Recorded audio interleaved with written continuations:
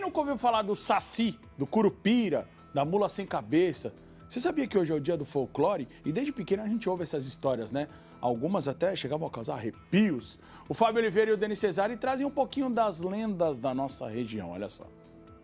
Desde lendas místicas a músicas e danças tradicionais, o folclore mantém viva a conexão entre o passado e o presente, enriquecendo a herança cultural das comunidades. A gente precisa entender quais são os medos, quais são as referências que a gente tem sobre o fantástico, o que o povo pensa disso, porque isso está diretamente ligado às suas experiências pessoais e também, obviamente, ao que chega para a gente de cultura, porque o nosso folclore ele é uma grande mistura de culturas. Então, esse sarapatel de informações, de histórias e de registros e memórias são um patrimônio nosso, porque isso tudo conjugado vira o nosso próprio folclore. Existem várias histórias folclóricas, o Saci Pererê, Mula Sem Cabeça, o lobisomem e, por falar neles, os lobisomens há muito tempo têm intrigado e assombrado a imaginação humana, sendo um dos mitos mais contados em várias culturas.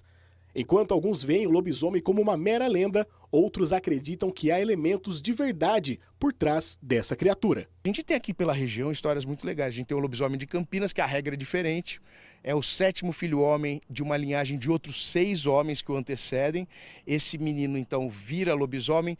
Também existe uma outra regra para concepção de um lobisomem, que é um filho que nasce na sexta-feira da Paixão, também a data da crucificação de Cristo, então muito ligado a isso. A cidade de Pedreira está dividida com a história da aparição de um lobisomem no bairro Santa Clara.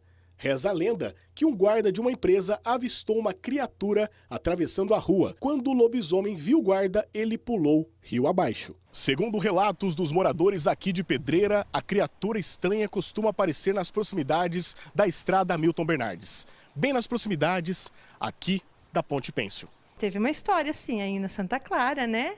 Do qual disseram que viram, né? Numa ponte.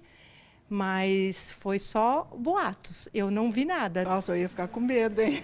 Agora hoje não, porque hoje não acredita mais nessas coisas, né? Mas quando era criança, nossa, dava medo. Para muitos, a história desse homem que se transforma em lobo pode ser verdade. Para outros, é apenas imaginação.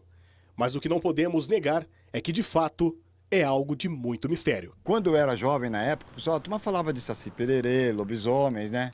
Eu lembro uma vez que eu morava na cidade de Guaianazes. Aí, antigamente, chovia pra caramba e relampeava. E aí o pessoal falava que o lobisomem estava lá, arriscava a parede e tal, e a gente que era criança ficava com medo tremendo, né? Mas é folclore, pra mim é mito, né?